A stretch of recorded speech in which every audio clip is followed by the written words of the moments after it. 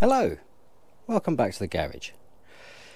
If, like me, you own an adventure style bike or you've got aluminium style panniers, this time of year you can easily end up picking up salt corrosion on your panniers, like that. What I'm going to do is just give you a quick show of how I have found to clean them up.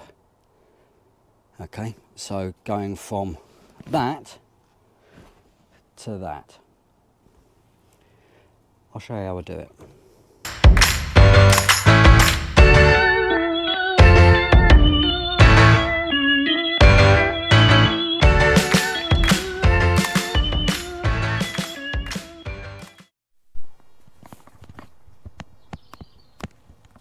Okay, so as you can see, this is the side I've already done.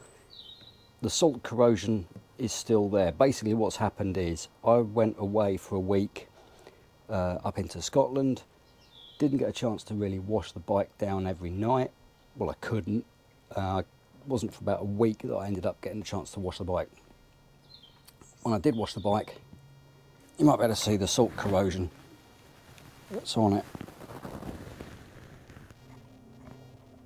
So what I'm going to do is, using a bit of wire wool, very gently, and you do just gently rub the surface.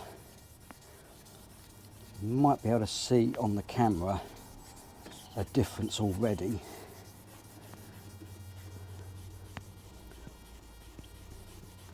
By the way, folks, if you are in Scotland and you need somewhere to stay, just over the border at Moffat, check out this place. Probably one of the best hotels for bikers in the whole of Scotland. I'm not getting paid for that, that's just personal opinion. I say, just very gently rub down with a bit of wire wool. This does take a couple of applications to do it. You can see it's actually starting to lift it straight away. As I say, you've just got to be very light on the application. What you don't want to be doing is leaning on it like a chimpanzee. Right, so you get the idea there. So what you then do, good old Autosol. And with this stuff you can't really go wrong. And then just a couple of blobs and buff. The fact it's turned black almost straight away shows you that you're lifting off some of the surface crud.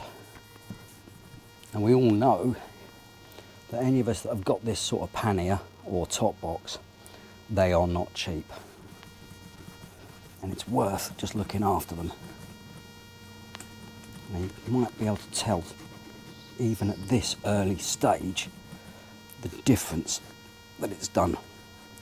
Let me just turn the camera off, I'll buff it up a bit and I'll come back to you. There we are.